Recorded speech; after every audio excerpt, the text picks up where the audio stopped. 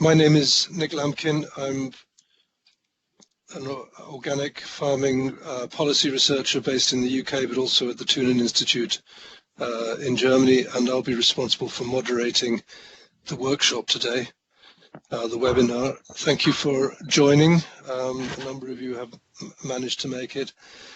I'm going to be handing over firstly in a moment to Jörn Zanders from the Tunen Institute to present the paper that he co-authored with other people that was published in Nature Sustainability. Once Jörn has completed his presentation, I'll be asking two other contributors to respond. One is Iman Bolt from the European Commission, and the other one is Paul Holmbeck, who has temporarily vanished from the screen, but Paul Holmbeck, who is the policy director at Organic Denmark. So we'll be listening to those presentations and responses. Now, if there's any questions that you have, please use the conversation tool you can click on the little icon on the bottom left of your screen, and then you can use that conversation tool to ask questions or even discuss topics between you as they're being debated. If there's anything that is looking like a question of clarification, I will give an opportunity for that to be answered during or between the presentations. Otherwise, we'll save questions and discussion for the end of the session. I think the other issue is, if you want to see who the participants are, you can see the participants listed in the top left of the screen by clicking on the little icon showing 3 people, and that will show you the participants that are with us today. So I'm going to hand over now to Jörn. He's going to take control of the PowerPoint. Oh no, sorry, there's one other technical tips I should have mentioned. For all of the attendees, your microphones are muted during the webinar and you won't be able to use the microphones. Please use the chat opportunity to do your questions and answers. We found through experience that if you are having problems hearing or viewing the presentation, the easiest thing to do is to leave and rejoin the webinar, and that normally restores a good working link. For those who haven't yet seen the information, the webinar is being recorded, so it will also be available afterwards on the Helvetas website. Right, I shall hand over to Jörn Zanders now to take over the presentation. He's going to talk about the paper in a European context.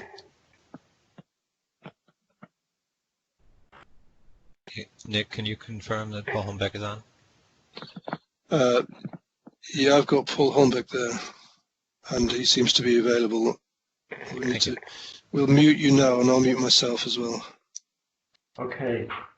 Well, good afternoon, everybody, and thanks for participating in this webinar on the sustainability in global agriculture driven by organic farming. As Nick said, my name is Jörn Zanders. I was one of the co-authors. I'm working at the Tunen Institute. I have been involved in policy advice for the European Commission, but also the German government, issues related to organic farming. And what I would like to do is, on the one hand, to present briefly the content of the paper, but also to make a direct link to the European area and to the European challenges. Okay. Well, as we all know, agriculture matters. It has been the cornerstone of the European Union. It is a cornerstone of the European Union.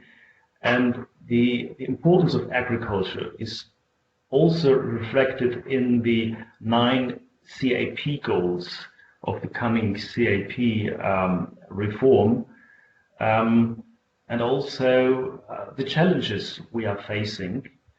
It's not only about the environment, but also about a fair income, for example, or about vibrant rural areas. And the key question is, well, by changing food systems, we can solve a number of problems that are clearly linked to the way how agriculture is done these days.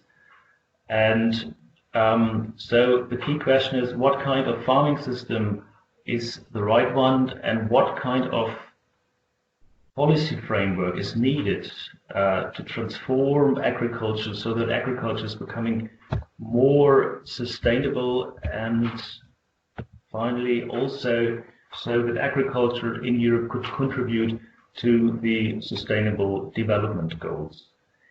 And from a conceptual point of view, what is needed is that the agriculture sector is shifted to the right, so that more farms are farmed in a more sustainable way. They are different. Some of them are already have very high sustainability performance, others not. But in general, we have to shift the curve to the right. There are a number of people say, well, this is not enough. We don't need more than just only sustainable intensification. We also need to transform the system, and we need to achieve an upscaling of transformative system like organic farming or other systems based on agroecological principles. In our paper, we are arguing actually we need both. We need, on the one hand, scaling up transformative systems because they are lighthouses. They contribute to a sustainable development, and there are good experiences. They show how it could work. They provide innovative solutions. So we need more organic and more other agroecological farming practices in Europe to achieve our policy goals. And at the same time, we also have to achieve this sustainable intensification of the European agriculture industry. And we argue in our paper that there are four main policy approaches or levers to achieve these two things. On the one hand, sustainable intensification, and secondly, upscaling transformative systems. The first one is that we need to support transformative system directly, specifically, so that we have to increase and strengthen the support instruments that are already in place. Secondly, we have to stimulate the demand for more sustainable products. Thirdly, we have to incentivize incremental improvements in all systems. And finally, we have to raise legal requirements and industry norms. And in a minute, I would like to explain in more detail the four different policy levers. Well, first, support and enhance transformative systems like organic farming. We all know that we have the European Organic Action Plan, and we have other action plans. And mainly there are two different types of measures. The first one are push measures, for example, area-based payments to support organic farming, but also measures like educational or advisory service related to organic farming, so that it is easier for farmers to convert to organic farming practices. And on the other hand, we need pull measures. We have to, for example, promote demand for organic products, for example, by labeling or by increasing the green public procurement, so that in for example, the state, the government is also buying organic products. And there are a number of horizontal measures like collecting data, research, that also would increase or support and enhance transformative systems. And in the European context, we all know that there is the European Action Plan, but the challenge is that, of course, a number of these policy instruments, or the responsibility of these policy instruments, is at the member state level. So the key question is, how can we achieve or ensure that there is these kinds of support policies in place and that they are implemented in a coherent way. Secondly, it is important to have in mind that organic farming and other agroecological systems could make a difference, can provide a number of benefits to the society. And recently in another paper, we summarized studies and the state of the art on environmental performances of organic farming. And we tried to classify whether organic farming is better or similar or maybe worse than conventional farming. And here you can see the overall results of the study. And what you can see is the dark green means that there are clearly benefits of organic farming compared to conventional ones. And there are only some few areas where there is a question mark, or where the advantages are not so clear. Most of them are related to climate protection, and this is mainly due to the fact because of the lower yields, and the question that if you would like to stop global warming, then of course the question of yields is also a relevant issue. Okay. The second one, the second level would be to foster the demand for sustainable products in general. So not only organic farming, but in general, it is important that the governments raise the consumer awareness on the linkage between agriculture, environment, health, and social well-being. So to make consumers clear that they have a responsibility for our planet, and in the way they are buying products, they can make a difference. So policy approaches would, for example, be support informational campaigning on good food, or to include food literacy and educational curricula. And secondly, also to enhance the commitment of market actors to offer such sustainable products, or to transform supply chains. There are different possibilities, for example, to initiate, to moderate, to facilitate roundtables, so that all different market actors come together and that they try to develop such sustainable supply chains.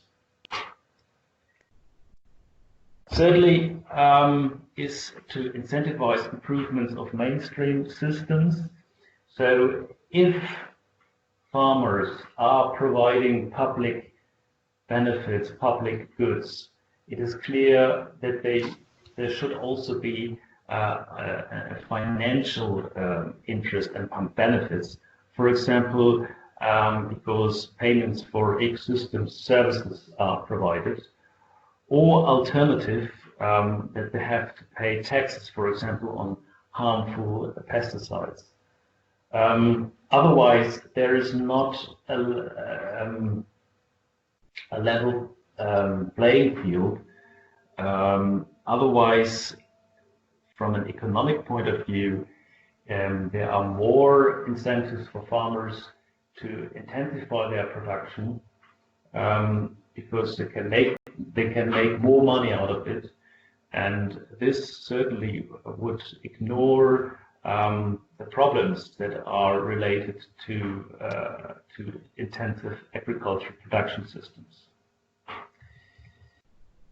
And Fourthly, to raise legal requirements. There should be a rule out, particularly of unsustainable practices, for example, highly hazardous pesticides. Really, to think about whether the existing legal requirements are enough, but also to encourage the key market players that they increase by themselves the standard. For example, that they only use those products of palm oil that is produced in a sustainable way. And the key challenge is certainly in Europe that Europe is diverse, the agricultural situation is diverse, but the key question is, what is the right mix of the different policy levers, and what is the right mix of different policy measures to ensure that these two main objectives, on the one hand, to make European agriculture more sustainable, the mainstream sector, and on the other hand, to upscale transformative systems like organic farming. So, with regard to the CAP and the CAP goals is clearly to identify that we have a number of problems, and these problems need to be addressed. And there might be also some trade-offs between different policy goals. These trade-offs also need to be addressed.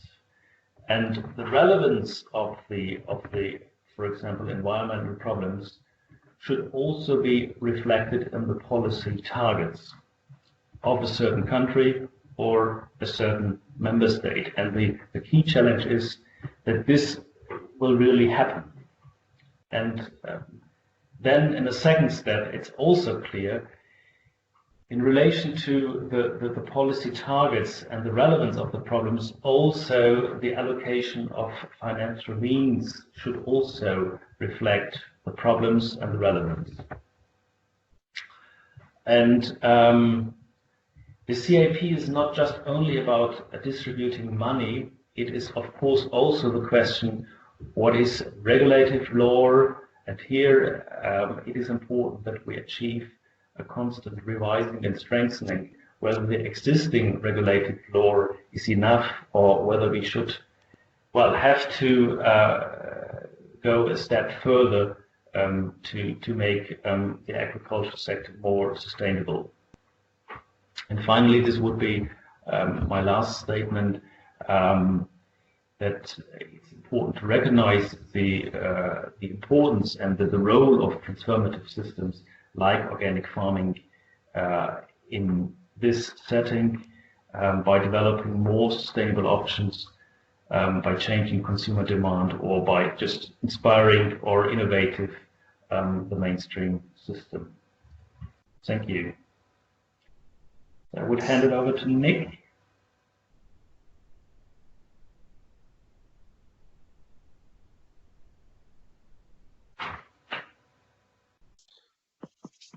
Right. You probably shouldn't have done that, but I'll recover the presentation in a moment. Sorry. It's all right. What I wanted to do, there's a question which you can talk about while I'm doing that. There's a question from Hannes about slide 10 and the question about whether the question about yields has been addressed. And I think that might be something that you could maybe just pick up now, and then I'll get the slideshow back up. We should be okay.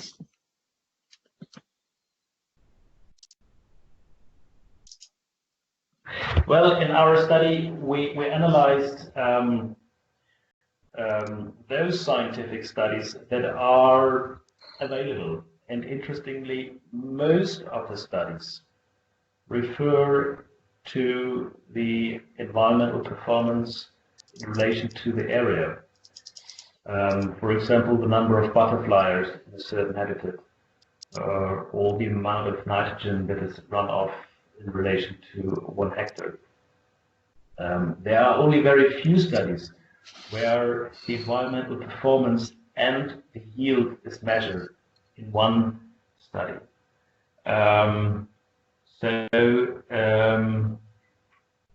We have to take this into consideration.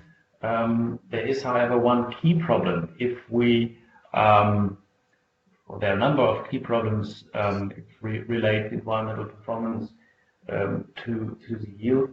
It depends, of course, always on the problem, on the regional setting. If you would like to solve, for example, the loss of biodiversity in a specific region, then it could be that one approach, one solution is to extensify, to have less nitrogen.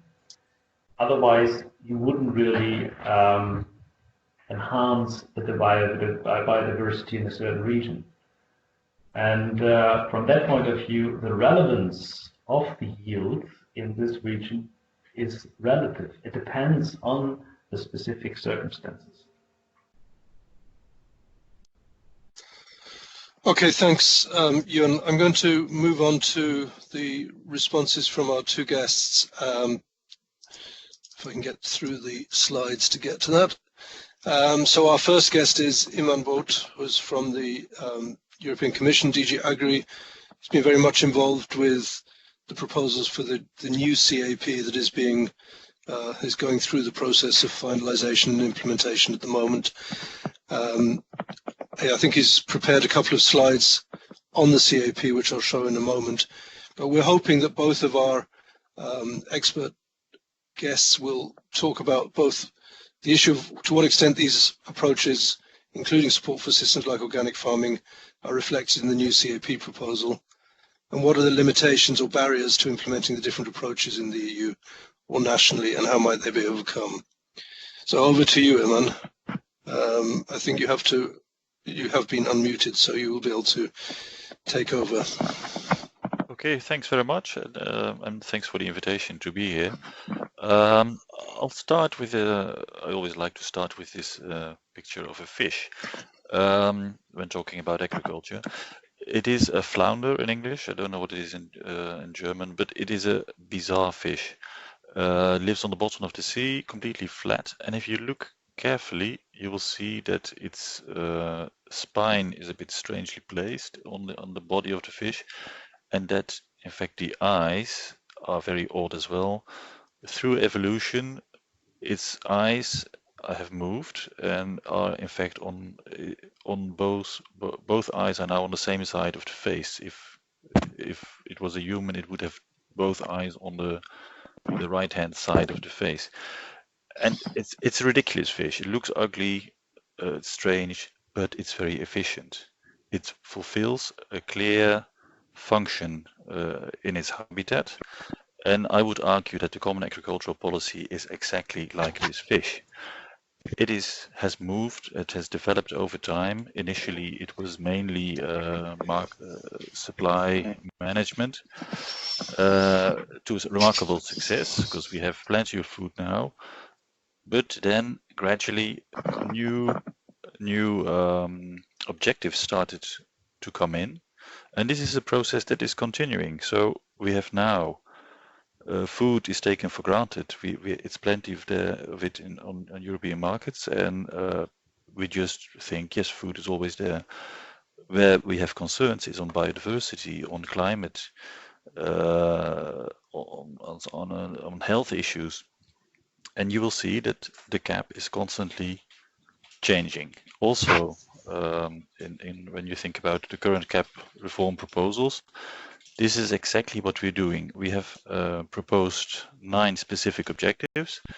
Many of them have been around before and are well known, like ensuring farmers' income, which is still a big issue in many countries. But you see new elements coming in. Climate and environment were there before already, but you see, if you go to the 9th symbol with the little sheep, health is gradually coming in as an objective of the CAP as well. this is going to make a difference, but like with the fish, change is slow. It's an evolution, not a revolution. In this new cap that is still being discussed, it's not adopted yet, I want to stress. So we don't know what Parliament and the European member states are going to do to amend our proposal. There are two big changes. One is that we let go of the idea that we in Brussels determine exactly what has to be done in every part of the union. So we leave far more freedom to the member states to design their interventions and to come up with ideas to address the issues. And the other is to that we focus far more on the results. We have a more robust monitoring system, and we want to have a better view on what is the effect of spending the public money. Why do we do this? Well, I think there's two reasons. The first is that we realized that it is no longer possible to determine at EU level what needs to be done exactly in every part of the union. Greening has been the best example. We designed it with the best intentions, but the result is not what we wanted. It has hardly resulted in any environmental benefit, but it has resulted in quite a lot of administrative burden. So this is a development that really we want to stop now, and we want to give more power, more subsidiarity to the member states in exchange for a better control system. The other reason is that the situation is so different in different parts of Europe that really we can't say what has to be done everywhere. So this is what I wanted to say about the CAP reform. Now I'd like to react a bit to the questions and to the presentation of Jörn. You will see that we don't have an objective of having an organic systems or having a transformative agricultural system. We have broken it down to more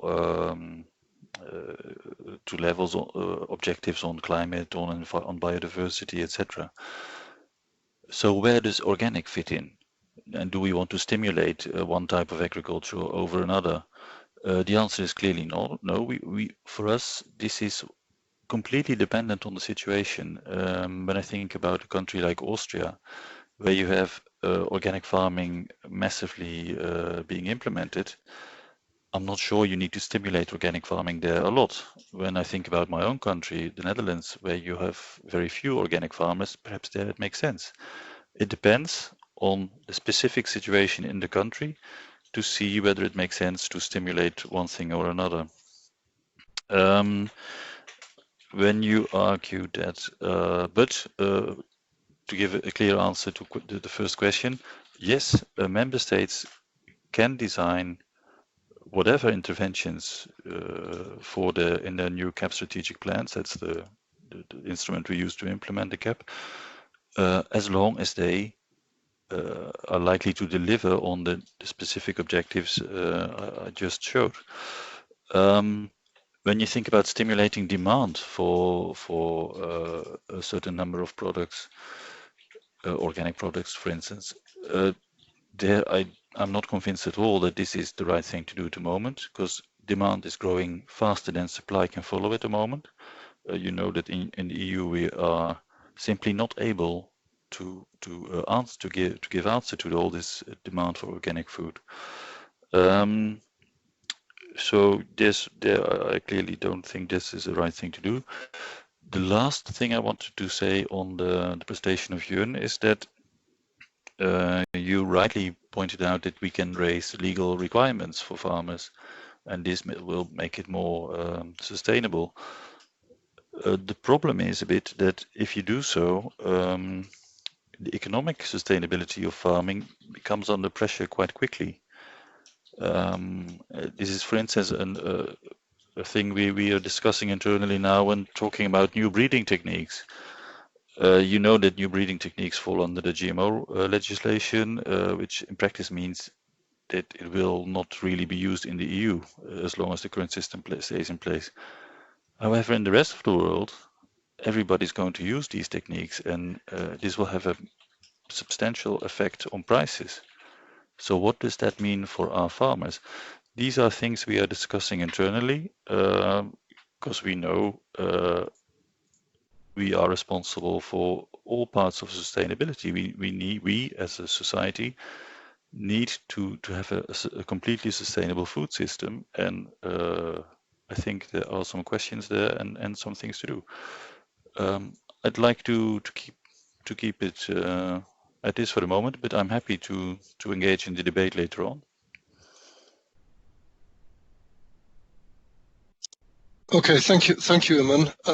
Certainly the debate later on will also depend on people putting some questions or comments forward under the conversation.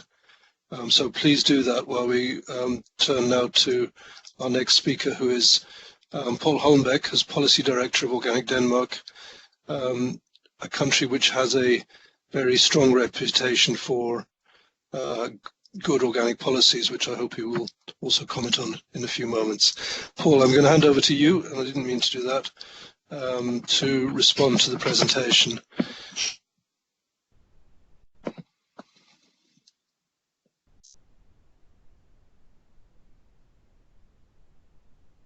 Paul, are you able to speak? Because I'm not hearing anything.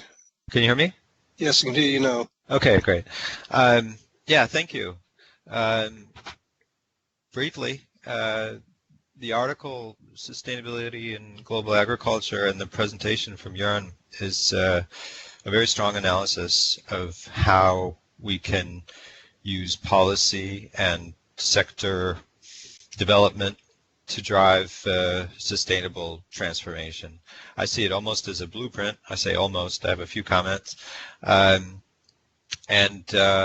I want to give a few examples of how Denmark has used these 4 policy interventions and how we could see that the European Union could, to a greater degree, incentivize member states to use these policies.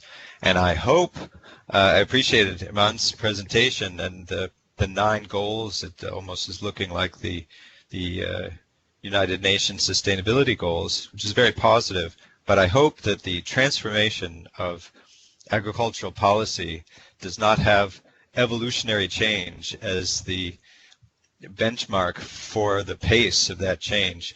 We envision a much quicker transformation of policy to drive the change that we need for the planet and for the farmers. The first policy intervention, support and enhance transformative systems.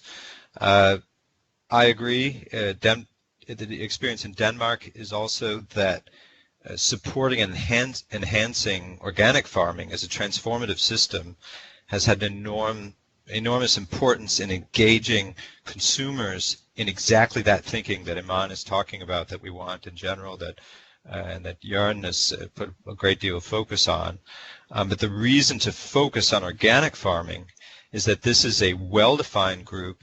It's also both among farmers and for the consumers, which we find through policy has become an inspiration and driving force for conventional farming. So having goals, positive goals for farming and incremental change within farming does not have the same dynamic as a concentrated effort to develop the future of farming.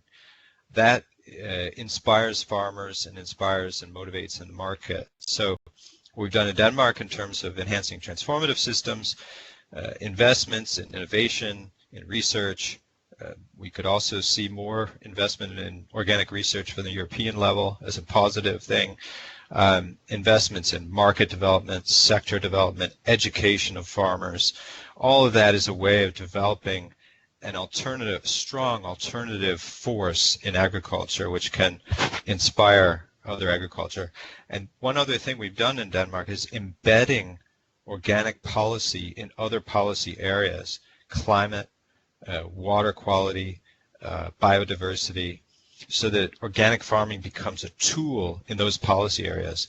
We could really see some potential for that at the European level. The second intervention, fostering the demand of sustainable food products, has been very intensive in Denmark. Both the number of things that Jørgen mentioned with consumer awareness, enhancing commitment of retailers.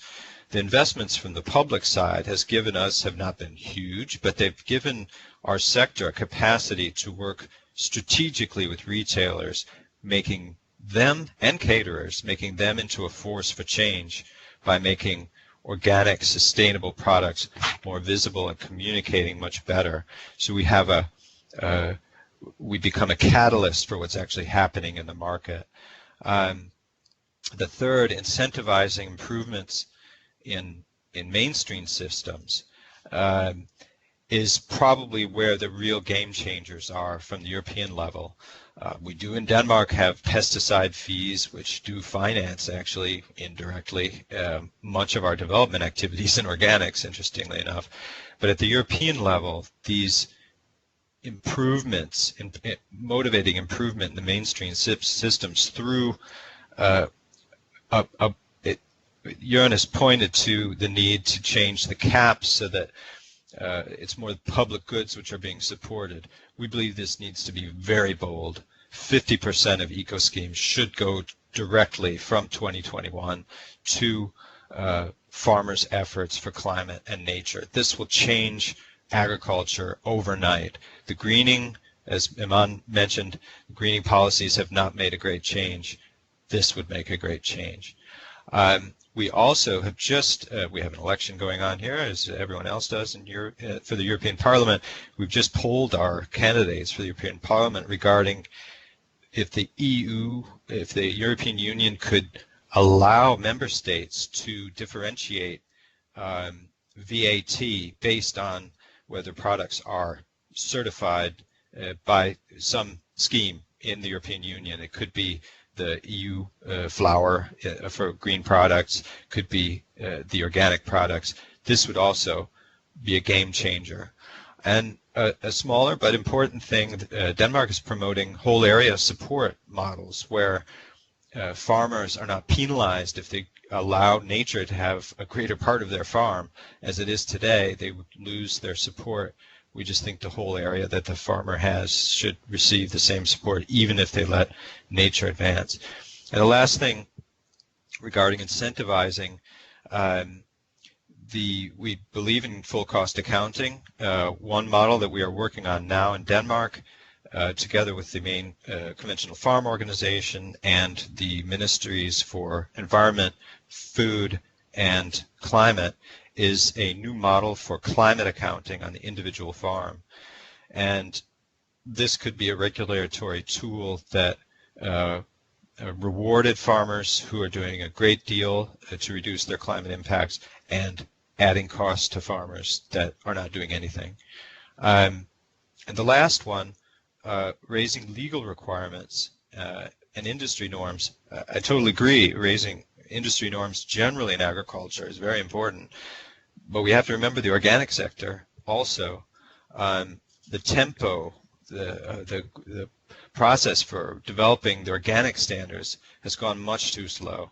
It's unbelievable that we just did a new revision without any additional climate demands on organic farming. And we cannot position organic farming as a solution to the most critical problems of our time if we don't develop the organic rules in relation to climate, biodiversity, and closing the loop, creating circular resource economy. Those are my comments, and I hope they were interesting. Oh, I had one more. One area where we've combined all of these four interventions is in the area of public procurement, where we've used policy, market, new norms, where the national goal of 60% organic in all public kitchens, where we drove that as not just an organic transformation, but also a climate transformation and a healthier food change with less meat, more greens, and less waste. It shows the power of policy together with mobilizing in the organic sector and in the public kitchens to really create the kind of food that there's a future in for all of us. That's it.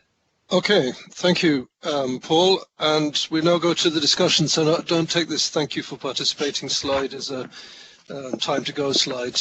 We've got some time still for some further discussion around key themes. One of them that Susanna Kummer has asked on the conversation is about how this process will work. I mean, if member states are going to be deciding the policies, what's the role of the CAP? Maybe Iman could say a few more words about how it's envisaged that the CAP strategic plans that member states have to develop, how that will happen, and how member states will engage with the Commission in that process. And then I think it might be quite helpful to get a German and or a Danish perspective on how member states are actually approaching that in practice from our other two speakers. So maybe, Iman, if you could hand over to you. Yeah, no, thanks a lot for the question, Susanna, because this is perhaps I should have mentioned this. In this new cap that we proposed, the member states will first analyze their situation, famous SWOT analysis. What are the problems you're facing in your territory? What can you be doing about this? They will then design intervention and with financial allocations, of course, and come up with a plan, which is then to be approved by the Commission. So the Commission will have a control to see what each and every member state is doing. And also we will be able to compare. What we are doing now already is that on each of the 9 specific objectives, we are collecting systematically information on what is the situation now. So we have information on farming income, obviously, on environmental issues, biodiversity specifically, but also pollution, on pesticide use. This is all being collected. So at the moment, the member state comes with a program saying we want to do X, Y, Z.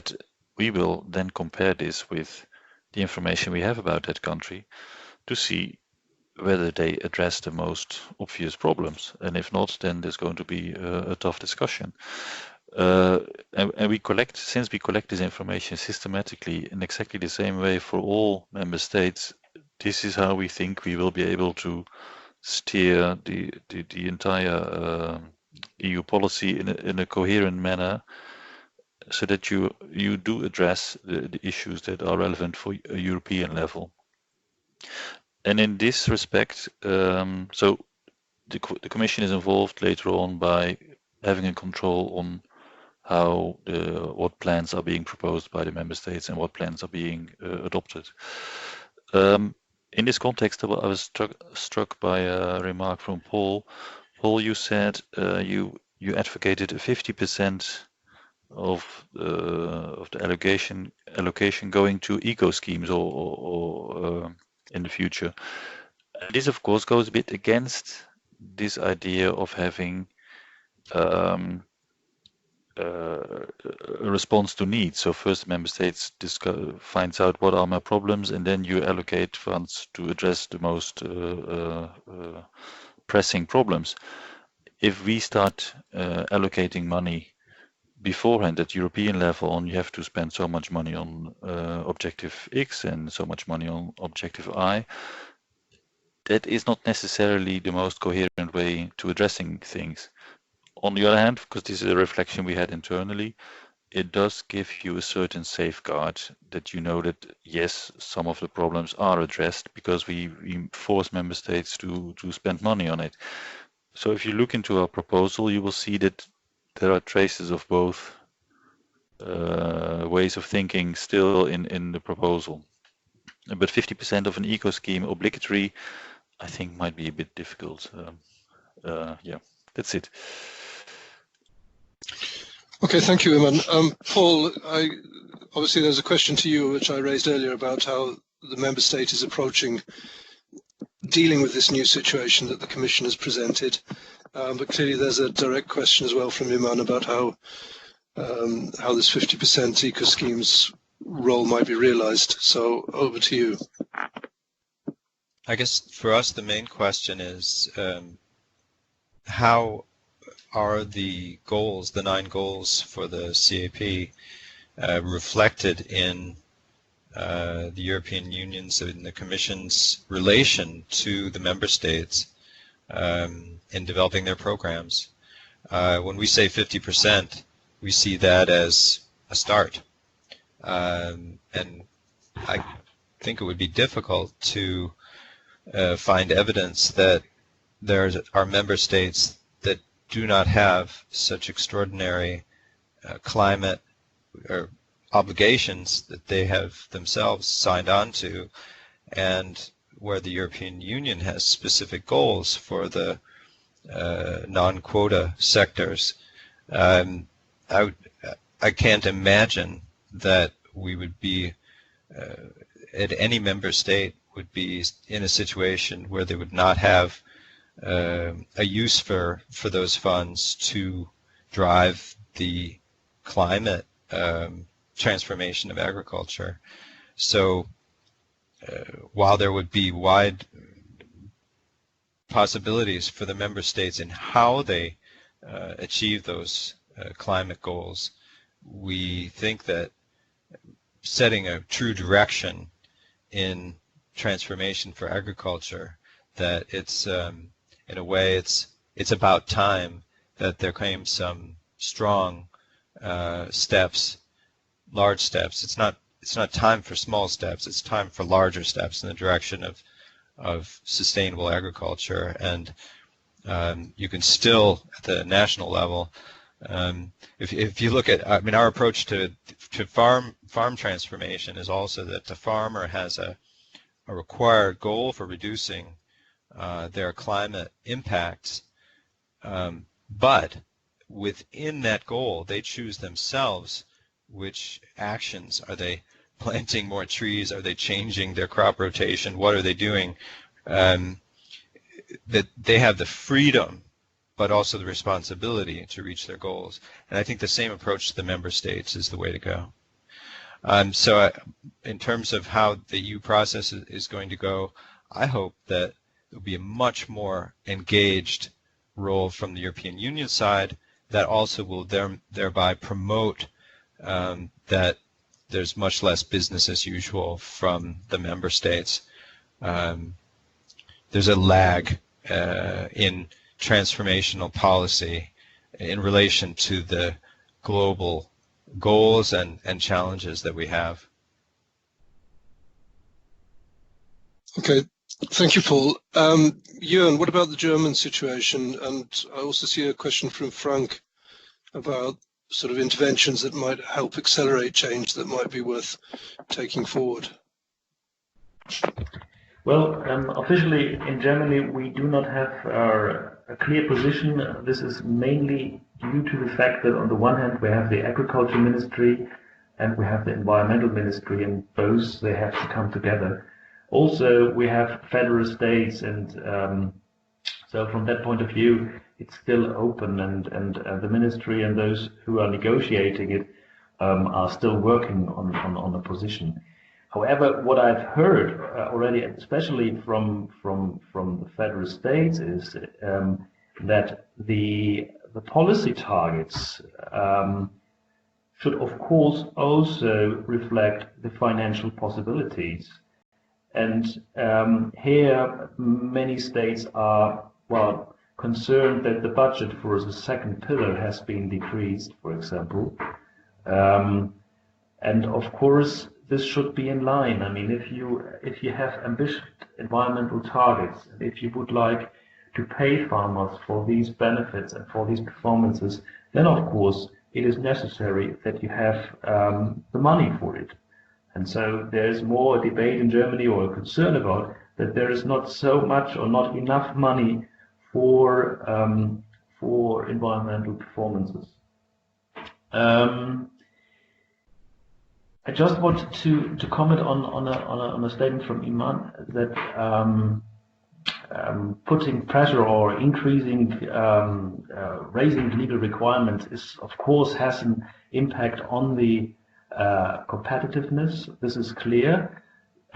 However, we have now the situation in Germany that the European Commission has accused Germany twice that they are not respecting the nitrogen directive. And as a result, Germany was forced to change the fertilization law twice. And I'm pretty sure that without this pressure, there hasn't been such changes, some such legal changes that has been implemented and that are right now discussed to achieve the goals and the targets. And from that point of view, also coming to the comment of Frank, I think it's important to have set out clear targets and that the targets are in line with the problems, that you clearly identify the trade-offs, and that you then, secondly, have the right combination of measures. And there is not, let's say, a golden rule, or that's not one measure, this is the most effective one. It is a mix of measures. You have to be coherent, you have to be very clear, you have to monitor it, and in most cases, I think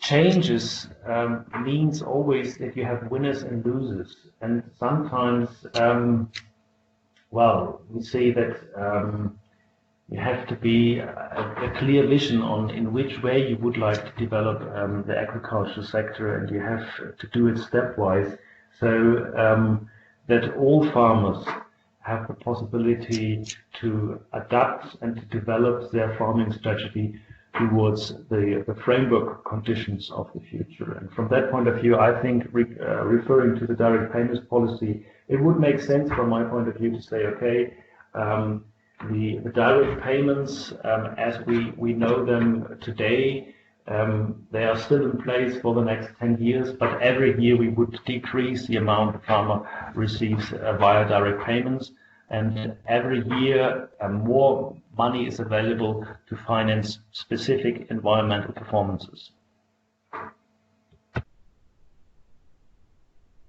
Okay, thank you, Jan.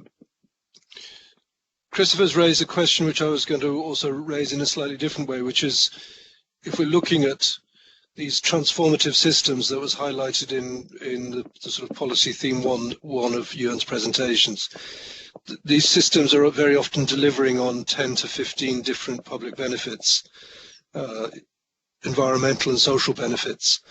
How can that be taken account of within the sort of structures that are being put forward by member states to justify inclusion or not including certain measures? This is both, as Chris was saying, the choice of individual farmers as to how they might adopt individual measures, or something more complex like organic farming, but equally it's about to what extent these policies are included by member states within the eco-schemes, for example. Can I maybe put that question back to Paul first, as Christopher asked it of Paul, and then to Iman perhaps?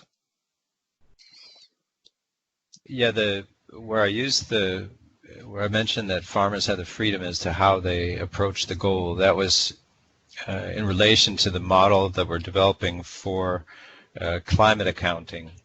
But in principle, this could be used as a way of determining what the level of EU support would be for the individual farmer. You could add on other parameters. And the way generally that this would function is that a farmer has a climate account where they can see what it is in their production that gives climate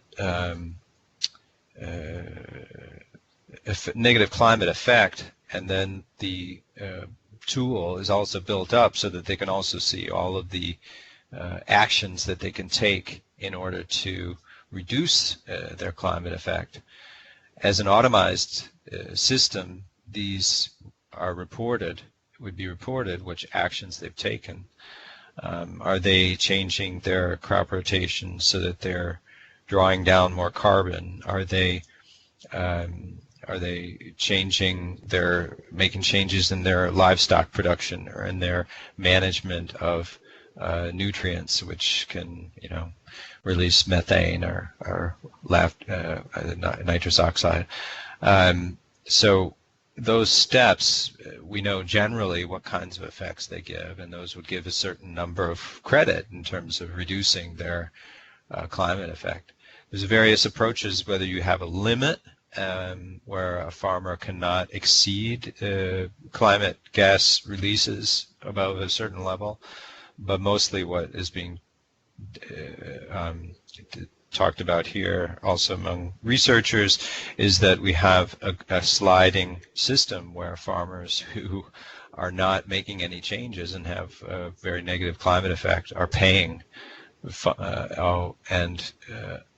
where farmers that are making a great number of steps are receiving financing. Now this could come from the CAP if this was an eco scheme for climate adaptation, and so we're hoping that this model, which would be very handy for the individual farmer and very empowering actually also for the individual farmers, our experience, we do this on organic farms today, that this would be the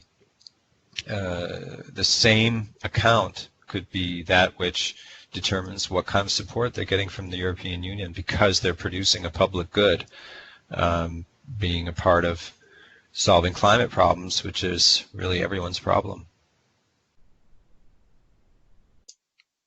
Okay, thanks, Paul. I'm conscious actually that time is coming to an end if we're going to finish at 3 o'clock as promised. So I do want to allow Iman to say something in this context, but also to give all of our speakers a chance to have a final comment before we finish. I would just raise one other question which I think is relevant here, and of course if Ewan wants to pick up on Christopher's second point in his final comment, that would be welcome too.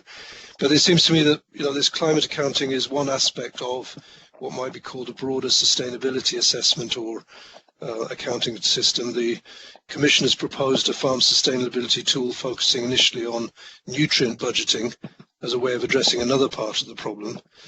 So it might be quite interesting also in your closing statements to reflect on whether some form of sustainability assessment might have a role to play in helping steer or guide farmers' decision making in terms of participation with future schemes. And I'm going to hand over to Iman first, and then quickly back to Paul, and then Ewan for the final comments before we finish. Okay, thank you. I'll try to be brief. On the sort of a general climate tool that gives the farmers the options to do things yes or no, as long as they make sure they achieve their climate goals. I have to admit, probably in the Commission we are a bit scarred by the memories of greening. That started quite promising, but turned out to be a complete nightmare. So we tend to prefer really simpler things that can less easily go wrong. However, such a system could easily work if a member state would propose it. Why not? But I can imagine other things, other systems, and it depends very much on what you have to achieve. Paul, you mentioned earlier that you could not imagine that no member state doesn't have a climate objective to work on. This is correct, of course, but just to give you the example on climate, the situation is completely different in the member states. You've got 2 member states that have really a massive role for agriculture to address climate change, Denmark and Ireland. You've got a third one, the Netherlands, that is quite close, and for the others it is still a big problem, but it is not so blatantly obvious as in these 3 member states. If you then go to the Netherlands, there the biggest climate wins can be made by working on peatland, which is in only a very small part of the country.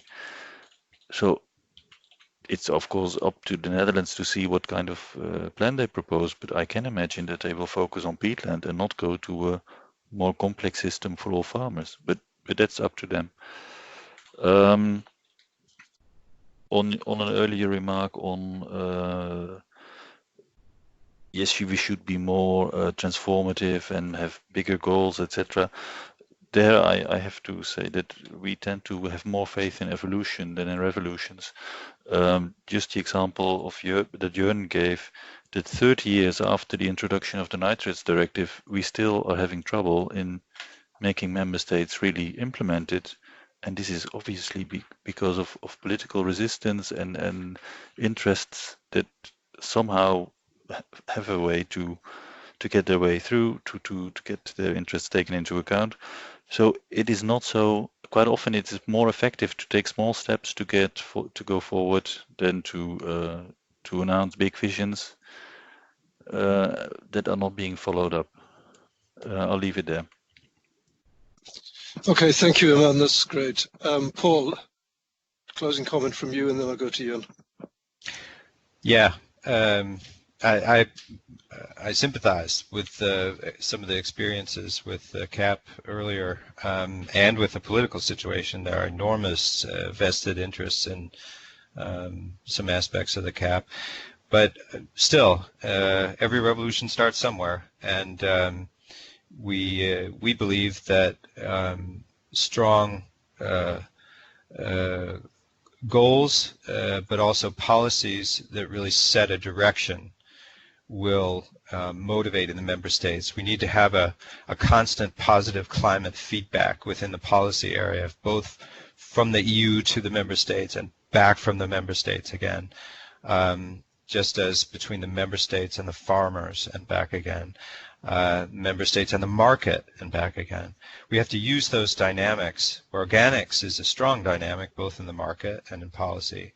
But I think we really need a stronger signal and courage also from the European Union to set a direction that will increase citizen support for the CAP, but also empower farmers to make changes and motivate the member states to be creative and aggressive. And if the goals are strong, then it's okay that the member states find their own way. The issue of peatland, we have the same, and I'm sure that it will be a major investment in Denmark because there's such a large climate win by taking those out of production, or at least making them grassing areas. So, but at the same time, we have a principle here that we're fighting for, that every farmer has a role in climate change, in climate improvement, and they need both responsibility but also freedom to design their approach to it, and that's how I think we're actually going to reach our goals. It's a huge challenge, but I really believe we need to be more ambitious. Thank you, Paul. Over to you, Jörn, for the final comments now. Thank you. Well, thank you for this quite interesting talk. We should do this more often. Referring to Christopher's question, my impression is that during the revision of the organic regulation, we simply talked about not the most relevant issues, and from my point of view, it would be more relevant to talk about management practices preventing the emission of CO2 instead of the talk or the discussion about, for example, pesticides. And from that point of view, I fully agree with Paul that there are a number of issues that should be addressed. And what I can see, at least the organic farming associations, they are addressing, for example, how organic farming could increase their biodiversity performance, irrespective of what is in the organic regulation. And more generally, I think the CAP reform, that's the proposal that has been put on the table from the European Commission, provides a great opportunity really to make a step forward to increase sustainability of the agriculture sector and to support organic farming. Nevertheless, what I have to state also is different interests in the European Union or the political resistance.